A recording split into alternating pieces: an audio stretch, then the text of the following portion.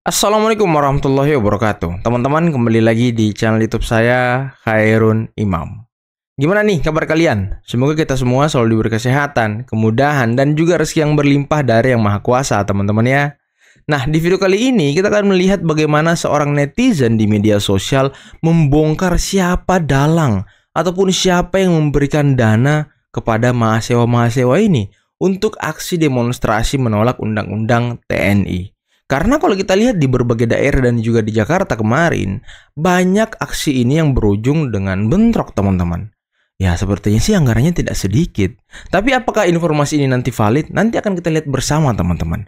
Nah, selain itu, ada informasi dan juga video di mana Pak Jokowi sepertinya sudah geram, sudah marah karena lagi-lagi dituduh mengirim seseorang untuk tidak memecat dirinya di PDI Perjuangan. Dan ini adalah spill sedikit bagaimana langkah bidak catur Pak Jokowi untuk menghancurkan ataupun melawan balik PDI Perjuangan ataupun Partai Banteng, teman-teman. Oke, sebelum kita mulai videonya jangan lupa like, subscribe, dan share. Dan tanpa perlu berlama-lama lagi, mari kita mulai videonya berikut ini. 2 miliar rupiah anggaran mahasiswa untuk berdemo. 2 miliar? Serius nih 2 miliar? Gede banget. Yang digelontorkan oleh Adian dari Partai Kepala Kerbau. Wow. Ini menurut informasi katanya ada mahasiswa yang diwawancarai. Ternyata mahasiswa tersebut disuruh berdemo dengan diberi anggaran sebesar 2 miliar rupiah untuk menggerakkan teman-temannya berdemo. Wah, ternyata benar. Dalang dari demo-demo di Indonesia adalah Partai Kepala Kerbau. Wow, bentar teman-teman, bentar. 2 miliar. Ya kalau kita lihat ya dari awal aksi ini kan sudah berhari-hari nih aksinya. Dan terjadi di berbagai daerah, teman-teman. Dan tidak sedikit berujung dengan kerusuhan. Kalau 2 miliar, gimana sih menurut kalian, teman-teman? Apakah kalian percaya dengan informasi yang dilontarkan abang itu tadi?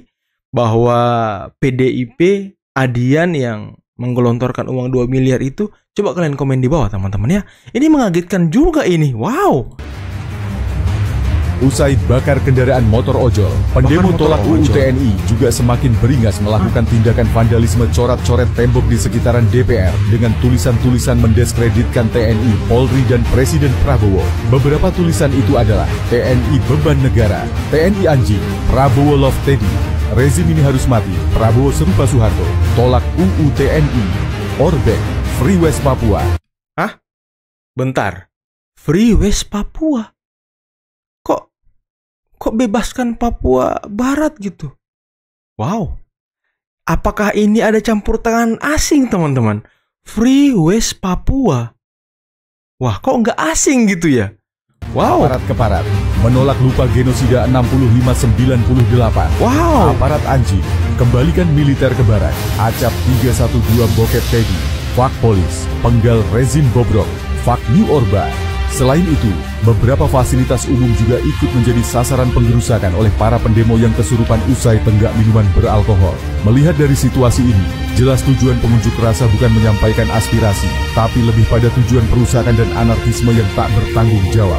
Mahasiswa sudah bergeser dari agent of change dan agent of control menjadi agent of crime and agent of violence. Apakah era kewarasan mahasiswa sudah dirusak oleh dark agenda? Harusnya jika para mahasiswa kecewa dengan UU TNI, lebih baik kawal dan gugat ke MK. Itu lebih elegan ketimbang membabi buta melakukan pembakaran, pengerusakan, dan vandalisme. Ingat, mahasiswa harus jadi kaum cerdas, bukan kaum yang bermental preman. Tapi tadi itu Free West Papua itu sempat mengagetkan saya juga, teman-teman. Kok bisa gitu ada tulisan Free West Papua? Wow, luar biasa juga orang-orang ini ya. Ya saya sih semakin dengan adanya tulisan itu ya, semakin menguatkan indikasi bahwa memang ini ada campur tangan asing, teman-teman. Wow. Nah, Jokowi sekarang berhadapan dengan partai-partai dengan elit politik. Dia sedang main catur simultan. Jadi sejak 2015 Jokowi itu sudah mengendalikan Golkar sampai hari ini. Maksudnya mengendalikan itu seperti apa, Bang? Ya, mengendalikan apapun. Ketua Dewan Pembina Partai Solidaritas Indonesia, Grace Natali, mengusulkan Presiden Joko Widodo layak menjadi sosok yang berada di atas semua partai politik. Semuanya adalah ya pancaran sinar dari pengaruh politik Jokowi gitu. Pengalaman banyak orang punya loh. Tapi success story sebanyak Pak Jokowi punya success story nggak banyak orang yang punya. Betul. PDIP menjadi partai terbesar dalam 2 kali pemilu, jasanya Pak Jokowi nggak kecil. 2014 datang Jokowi sesudah menangkan Pilgub Jakarta. Apa hasilnya? PD Perjuangan menang. Dulu semua orang masih cukup takut dengan elit-elit partai. Ketika ketua umum berfatwa, semuanya tak ada yang boleh melawan, tegak lurus dan berbaris secara rapi. Tapi oligarki dan ketua partai, kekuatan partai di tangan Pak Jokowi itu selesai semuanya. Partailah yang tunduk kepada Pak Jokowi. Kan?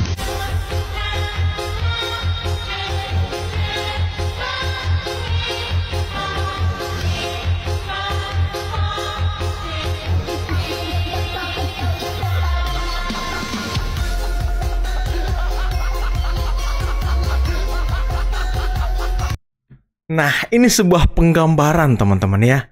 Tadi anggota-anggota partai lain itu yang cium tangan ke Surya Paloh.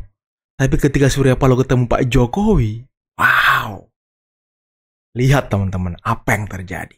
Surya Paloh yang cium tangan Jokowi. Wow. Sama siapa tuh?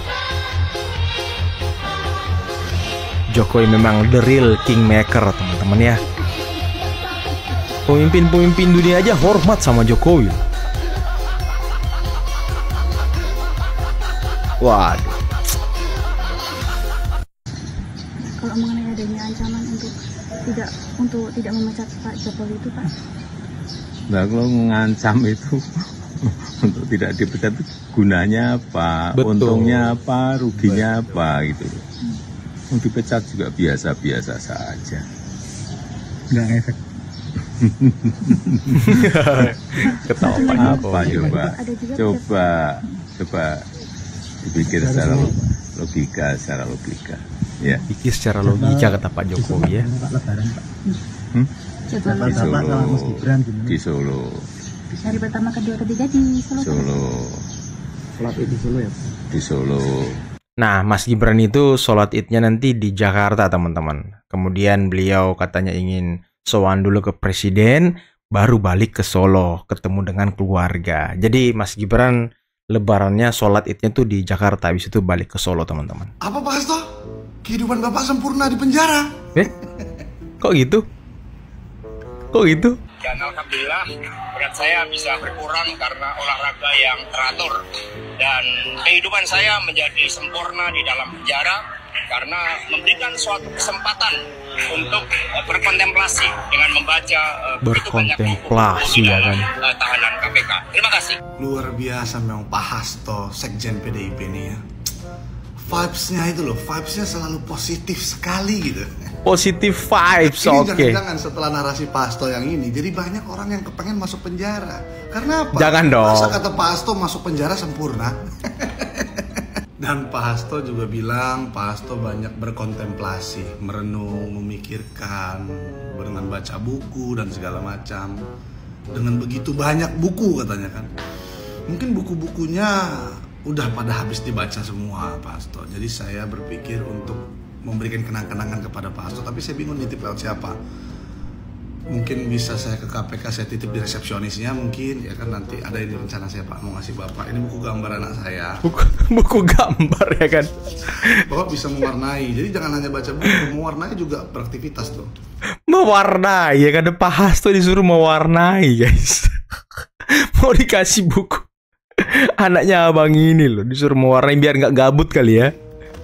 Ini ada mewarnai es krim. Tinggal ngikutin ini. Atau mewarnai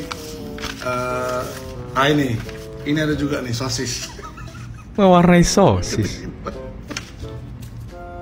Dan memang mewarnai itu Pak Hasto ya bisa merelaksasi pikiran, ya membantu fokus dan membuat Bapak jauh lebih sempurna lagi.